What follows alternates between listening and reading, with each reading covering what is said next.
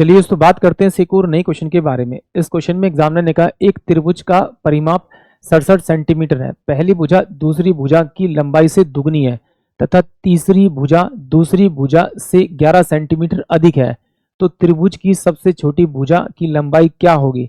देखिए इस क्वेश्चन को देखते ही पता लग रहा है कि जो सेकंड वाली भुजा होगी वो सबसे छोटी होगी, क्योंकि सेकंड वाली भुजा से पहले वाली भुजा दुगनी है और जो तीसरी भुजा है उससे 11 ज्यादा है।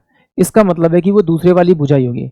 तो इस क्वेश्चन को दो तरीके से कर सकते हैं, हम एक एक्स मान के कर सकते हैं और एक डायरेक्ट कर सकते हैं। कभी कभी एक्स मानने में कॉम्प्लिकेटेड हो जाता है, तो हम इसे उस तरीके से भी करेंगे कि बिना एक्स के कैसे करना है और फिर एक्स से भी करेंगे।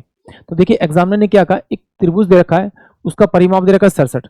तो मैं मान लेता हूँ कि पहली साइड मेरे पास ये है, दूसरी साइड मेरे पास ये है और तीसरी साइड मेरे पास में ये है। अब मुझे इसमें पता लग गया कि सबसे छोटी साइड कौन सी होगी, ऑप्शन में होगी क्योंकि पूछा हुआ है।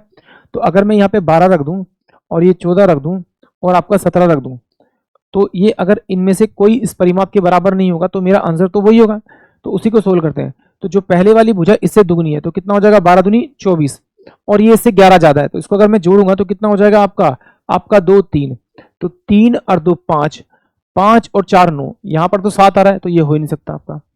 14 दूनी 28 28 और 14 11 कितना होगा 25, तो 5 और 9 कितना होगा, 5 और 4 कितना होगा आपका 9, 9 और 8 कितना हो 17, यानी कि ये हो सकता है 7 आ गया, यानी कि यूनिट नंबर से बदले 7 हो गया 7। तो 2 और 1 3 3 1 4 और 4 और 2 6, यानी 67 आ रहा है। इसका मतलब है कि ऑप्शन बी ही इस क्वेश्चन के लिए करेक्ट होगा, यानी कि ऑप्शन बी जो होगा वो उसकी सबसे छोटी साइड होगी। इस तरह से नहीं करना तो फिर आ जाइए, क्योंकि इस तरह से थोड़ा ही ज्यादा आसान पड़ेगा, और बट जब कॉम्प्लिकेटेड होगा फिर आपको उस तरह से भी करना पड़ सकता है। तो मैंने मान लिया कि छोटी साइड मेरी एक्स है, तो इसका कितना होगा आपका 2x हो जाएगा। तो ये कितनी हो जाएगी, x प्लस का आपका 11 हो जाएगा। इन तीनों को अगर मैं जोड़ूंगा तो x, x 2x और 4x, 4x प्लस में कितना हो जाएगा 11, बराबर में कितना हो जाएगा आपका 67।